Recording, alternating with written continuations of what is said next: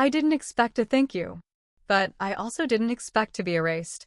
There they were, my parents, my sister, her husband, and her 2 children, standing in a perfectly arranged group at the airport, all in matching blue polos, waving at the camera with plastic leis around their necks. The caption read, "Family trip of a lifetime. So grateful for those who make this possible." No tag. No mention. Just an hour earlier, my sister had texted me, "Don't forget to water the violets in the sunroom. And Oreo needs his meds every morning. Thanks again. You're a lifesaver." The message ended with a sun emoji. That was it. I stood in her hallway at that moment, key in hand, the weight of her request still fresh in my chest. The house smelled like her perfume, something floral and overly sweet. On the counter, beside a half-finished cup of coffee, sat a printed checklist titled, "Instructions for my name." No greeting. Just a list. As if I were a paid caretaker. She didn't even bother to call.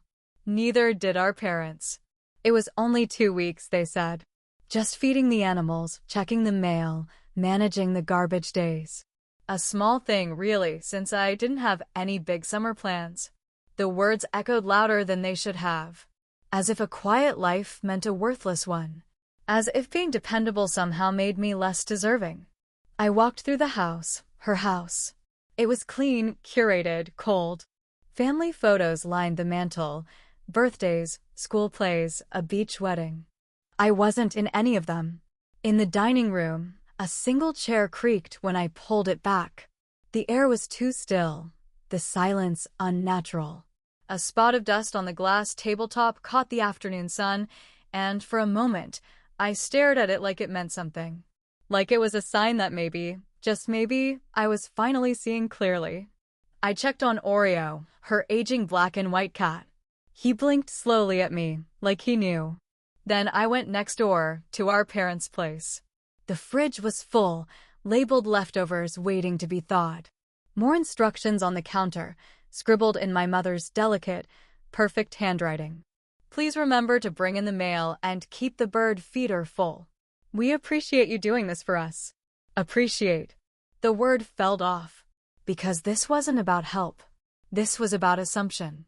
About being the one who always says yes. I sat on their couch and opened the group chat. Photos were pouring in, palm trees, cocktails, beach selfies. My sister posted a story, laughing with my mother, clinking glasses, the caption, "So lucky to have the best role model in the world." My stomach turned. I had been the one who drove Mom to physical therapy twice a week for 3 months. I had argued with billing departments, stayed up filling out insurance forms, fought to get their meds covered. I had held Dad's hand when the doctor said the word no one wants to hear. I had stayed. Always stayed.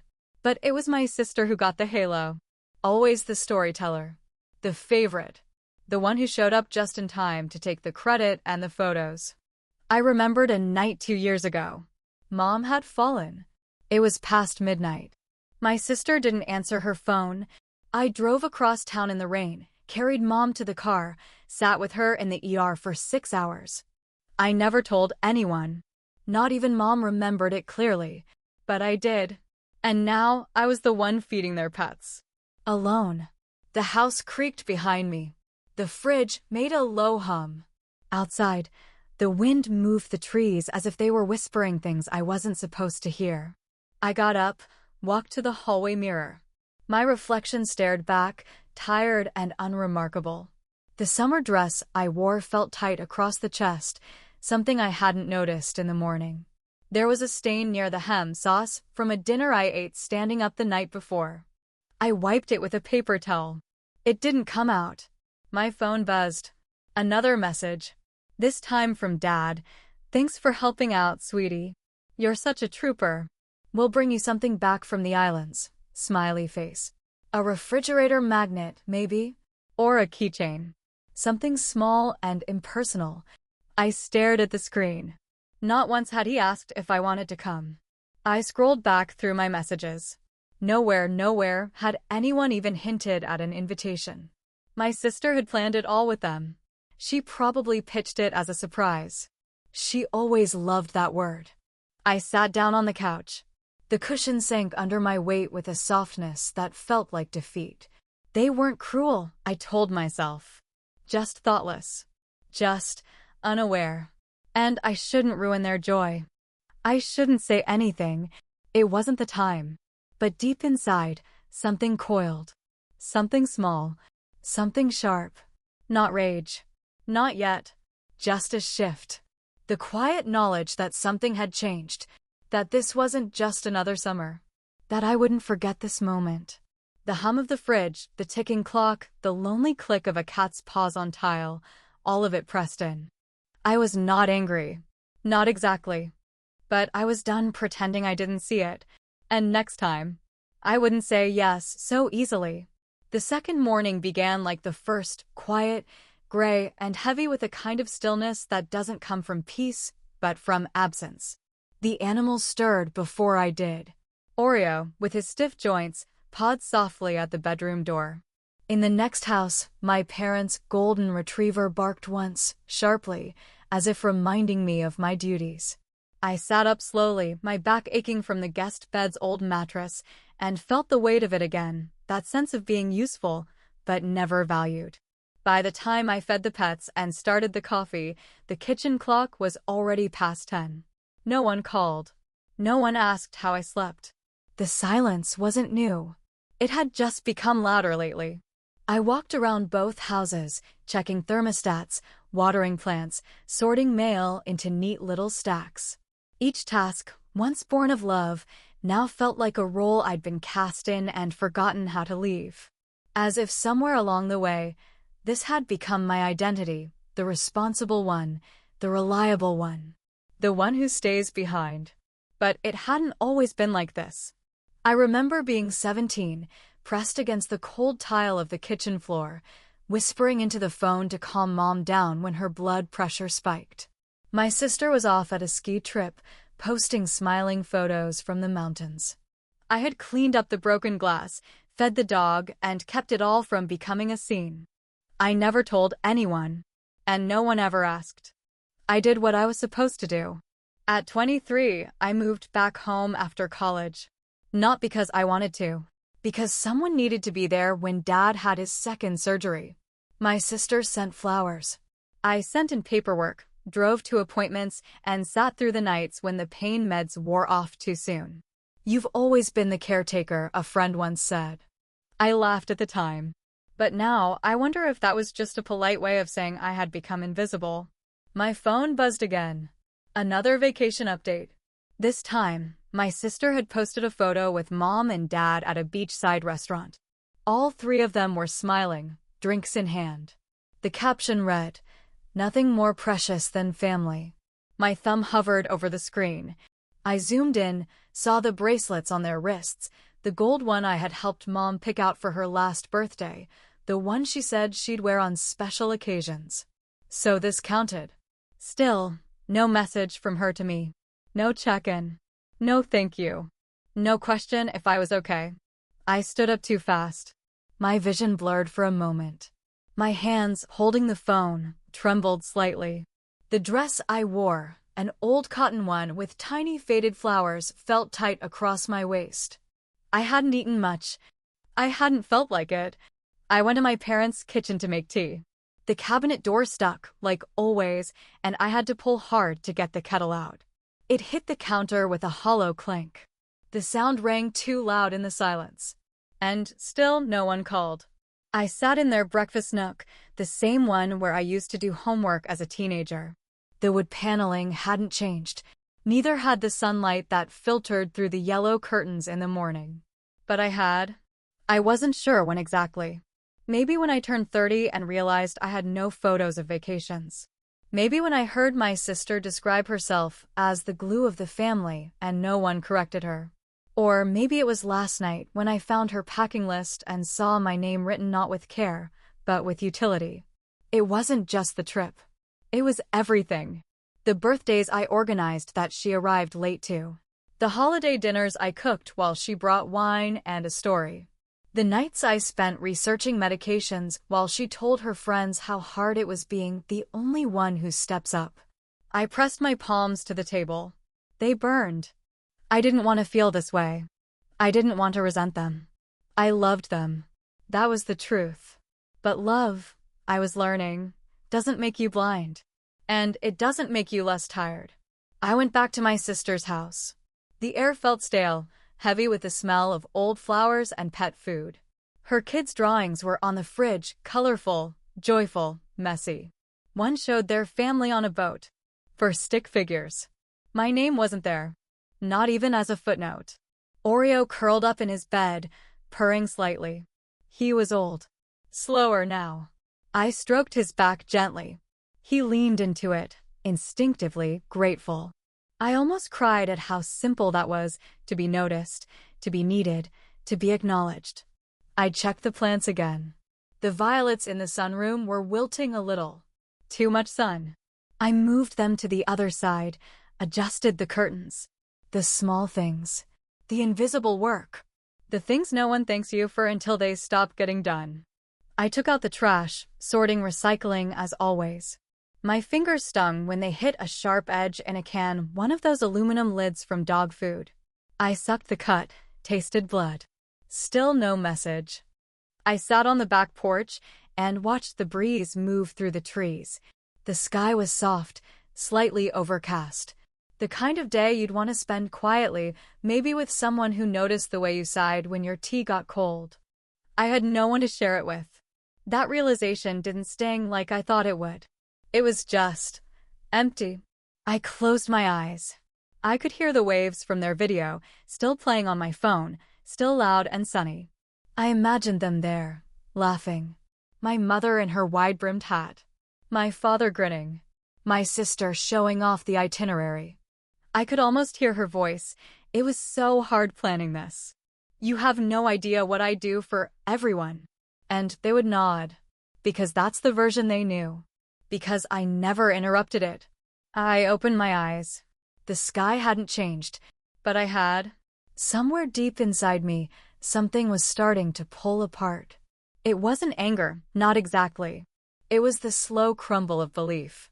The belief that if I kept giving, someone would finally see me. But no one was looking. And now I wasn't sure I wanted them to. I stayed on the porch until the sun dipped low. The air turned cooler. I wrapped my arms around myself, not because I was cold, but because I was tired of holding everything for everyone else. I wasn't going to ruin their trip. I wasn't going to make a scene. But something was shifting in me. I had given them everything. Time. Energy. Pieces of myself I never got back. And they had taken it all with open hands and closed eyes. That night, I didn't check in on the family group chat. I didn't send a photo of the dogs or update them on the plants. I didn't reply to the newest picture of beachside ice cream cones. I just sat with myself. It wasn't peace. Not yet. But it was the beginning of something else.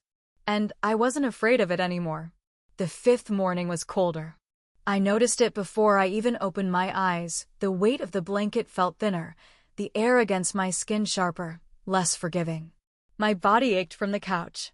I'd stopped using the guest bed 2 nights ago.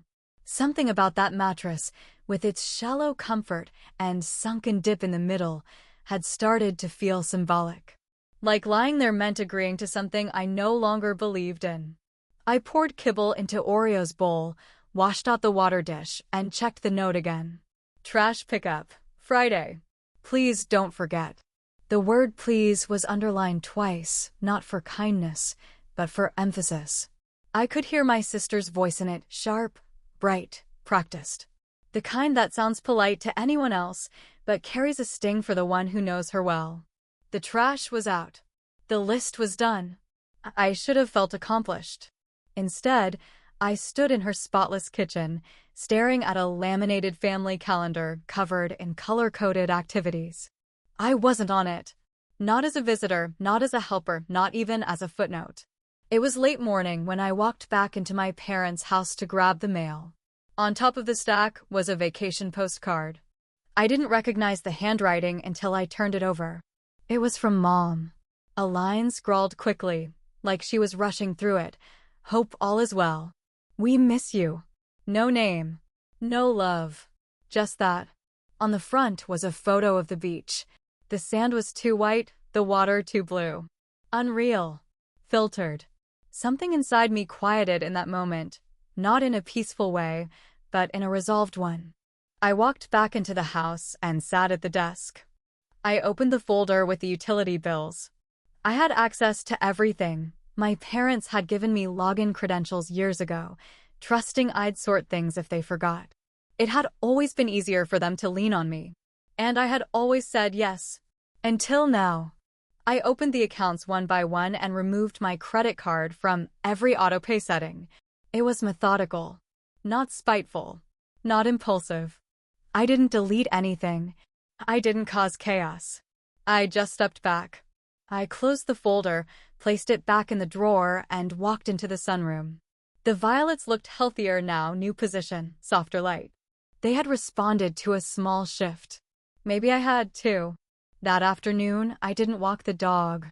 I didn't water the plants. I didn't check the phone for the group chat. Instead, I packed a small bag.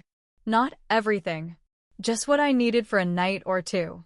A couple of changes of clothes, my charger, my favorite book. I left a note on the kitchen table. Everything's fine. Oreo has food through Sunday. Then I locked the door and drove away. I didn't go far. Just to a quiet place on the edge of town. A rental cabin I'd passed 100 times, but never stayed in. It was small, wooden, nothing special. But it was mine for now. When I opened the door, I felt something I hadn't in a long time. Silence that belonged to me. Not silence filled with expectations or guilt. Not the silence of being overlooked. Real silence. Still. Whole. I made tea and sat by the window. The phone buzzed once, an alert from the family chat. I didn't look. Instead, I watched how the light fell through the trees. It painted soft golden lines on the floor, moving slowly like time wasn't in a hurry anymore. I ran my fingers over the wood grain of the table, touched the handle of the mug, felt the steam brush my face. These were small moments, but they were mine. Later that evening, I walked to the edge of the property where the trees opened up to a field. The grass swayed gently, unbothered by anything. The wind wasn't asking anything of me. The sky didn't need a reply, and I realized this wasn't revenge. This was survival. I wasn't punishing them. I was remembering myself. That night, I pulled a blanket around my shoulders and read by candlelight. I couldn't remember the last time I read without checking the time, without glancing at a to-do list between pages. The story held me like a warm voice, gentle, steady, not urgent. For the first time in years, I slept through the night without waking once. No list in my head. No imaginary conversations. No tension in my shoulders. Just sleep. And in the morning, when I opened my eyes, the cold didn't bother me at all. I made breakfast and ate slowly, not because I was avoiding tasks, but because I was tasting the quiet. Every sound in the room belonged to the moment. The kettle's whistle, the toast crackling, the distant call of a bird through the trees. Later, I took a walk. The cabin sat near a small trail, and I followed it without knowing where it led. The air was crisp, and the leaves beneath my boots made a steady rhythm. I passed a stream, paused to watch the water slip over smooth stones, and for the first time in a long while, I felt curiosity again. I thought about all the times I'd ignored this feeling. How many versions of myself I'd pressed down for the sake of harmony, for the sake of someone else's convenience. But I wasn't here for them anymore. I was here for me. I returned to the cabin and sat at the little table by the window. I opened my journal and began to write not a letter, not a complaint. Just thoughts. Memories I hadn't made space for in years. The time I stayed up with Dad during that long hospital night. The afternoon I drove through a thunderstorm to get my sister's forgotten project to her office. The moments I never brought up because I didn't want anyone to feel guilty. Now I was allowing myself to feel all of it, not with bitterness, but with clarity. I wrote until the light faded, and when I closed the journal, I felt emptied and filled all at once. That evening I made soup. Simple ingredients, but something about it felt nourishing beyond food. I ate slowly, watching the sky change outside. Pink melting into blue, blue into deep gray. Another message came in. I let it sit. They could wait. Because this time, I wasn't answering until I had something I wanted to say. And maybe I never would. The calls began before noon. At first, just 1, then 3, then 8. I didn't answer any of them. They rang one after another. Dad, Mom, my sister, and even a neighbor who I hadn't spoken to in years. The voicemails came in waves, polite concern quickly giving way to thinly veiled panic. Just checking in turned into, where are you? And eventually, you could have at least said something. I let the phone ring. Then I turned it off. It was the first full day in the cabin, and the quiet was not empty, it was whole. It filled every corner, every breath, every space that used to ache with unmet expectations. I brewed coffee without glancing at a list. I drank it slowly, while watching 2 birds argue over a branch. No chores. No errands. No pretending. In this stillness, I didn't feel guilty. I felt grounded. For the first time in years, I wasn't reacting. I was simply being. I took a long shower with no rush to get out. The hot water steamed the mirrors, and I watched the haze blur the lines of my face. In the fog, I almost looked like someone new.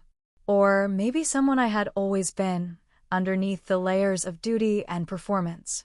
By mid-afternoon, my phone was back on, but face down. They had figured it out. The unpaid bills, the lack of updates, the shift in their story where the silent one finally refused to be invisible. There was a new message from my sister. You've really made things complicated. This isn't fair. Fair. That word again. A word she only used when something didn't go her way. Another message, this time from my mother. Why didn't you tell us? We would have helped. But they wouldn't have. They would have soothed, maybe.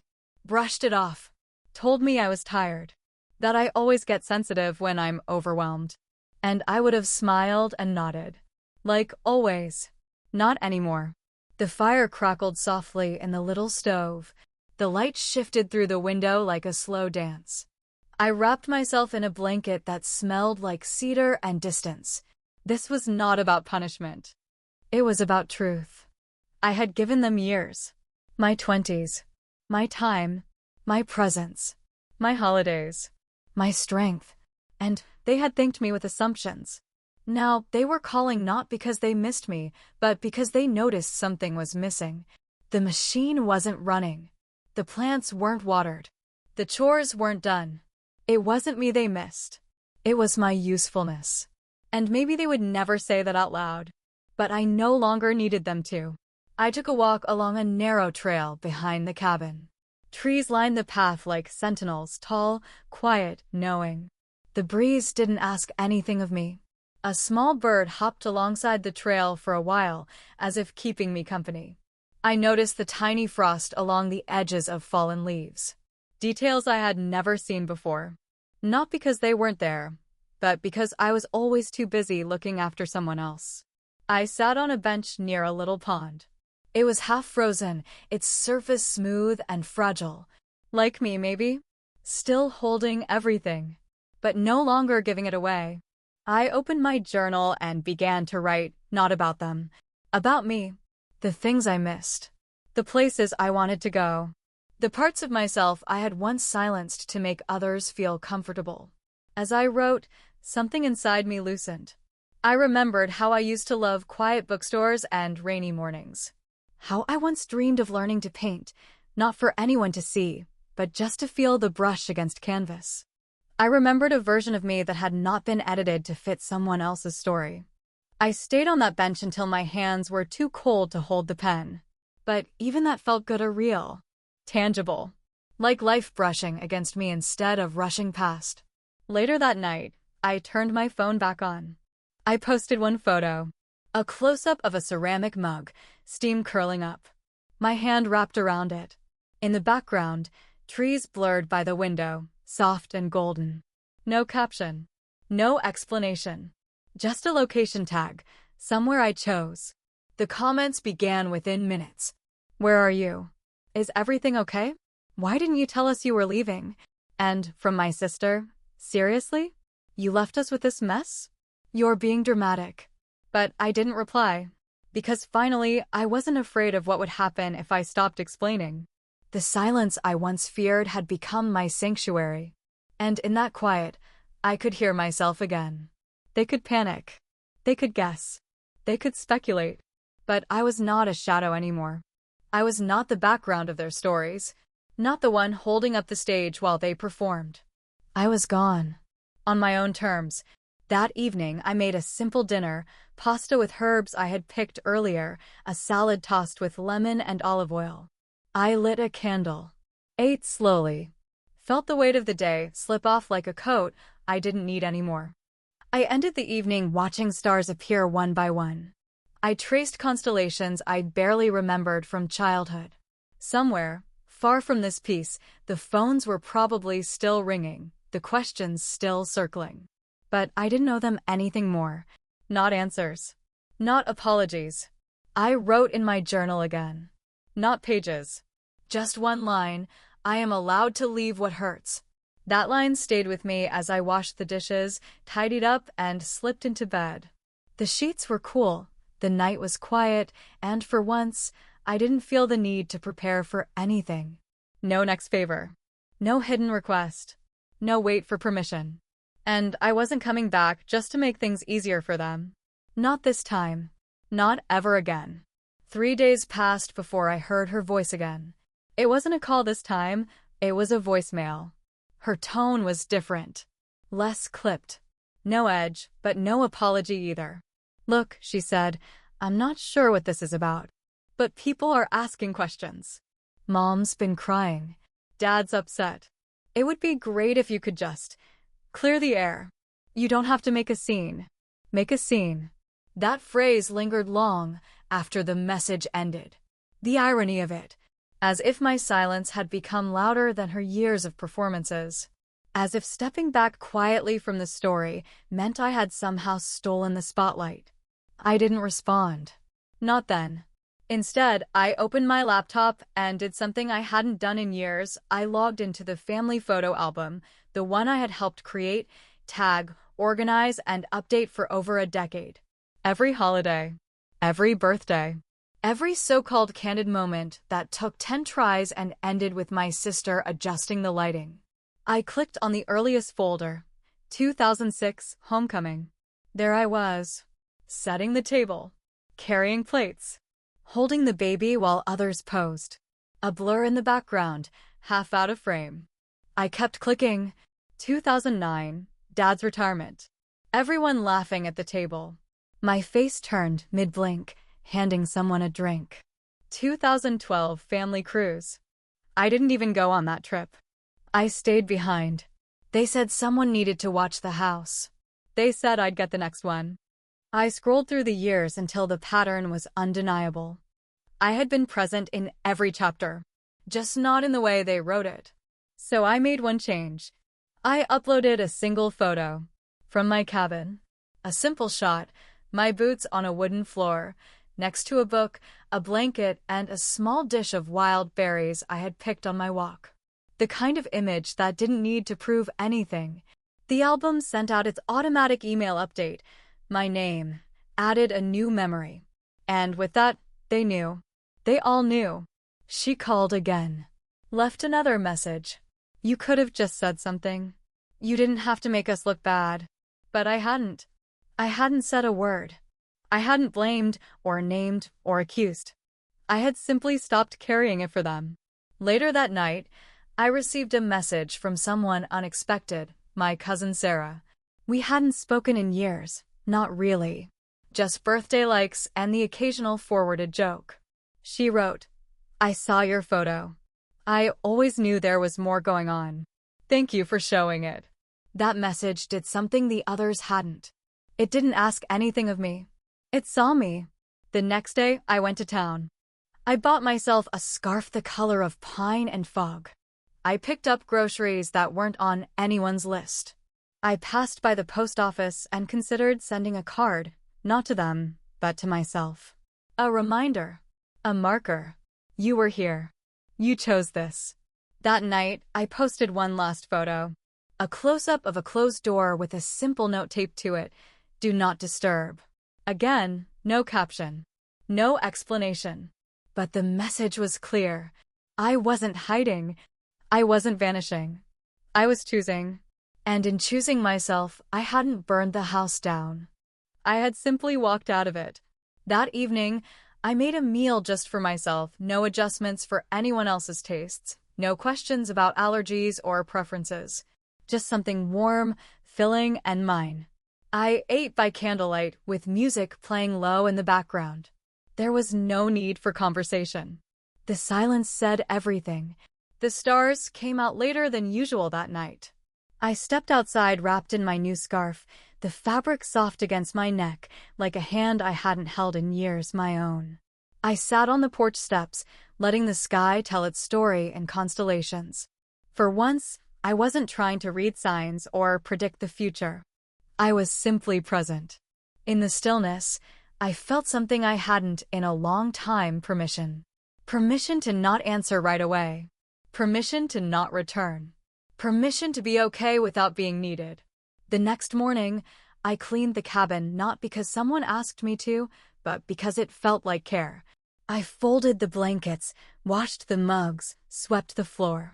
The ritual of tidying made the space feel respected, like I was finally treating myself the way I used to treat everyone else. When I left a note on the counter for the owner. Thank you. I found something here that I didn't even know I'd lost. Back home, things weren't the same, but I wasn't either. The moment I walked into my apartment, I knew I would be changing more than just passwords and routines. I sat on the edge of my bed and deleted the shared calendar. I removed myself from the family chat. I archived the messages, not out of anger, but to make space. For my own voice. For my own peace. A week later, my mother sent a package. Inside was a photo frame with a picture from the vacation, just the four of them. On the back, she had written in her delicate script, "We missed you. Let's talk soon." I didn't know what I would say when I called, or if I would call, but I didn't feel pressure anymore. Not like before. I placed the frame on the shelf, facing inward. Not out of spite, but because for now I needed the shelf for something else. My own photo. From the cabin. Boots. Book. Blanket. Berries. The caption I added, just for me, the day I remembered who I was. Let them wonder. Let them reshape the story. I didn't need to correct it, because I had finally stepped out of it, and sometimes the quietest exits echo the longest. I hadn't left in anger. I had left in clarity, and that's the strongest goodbye there is.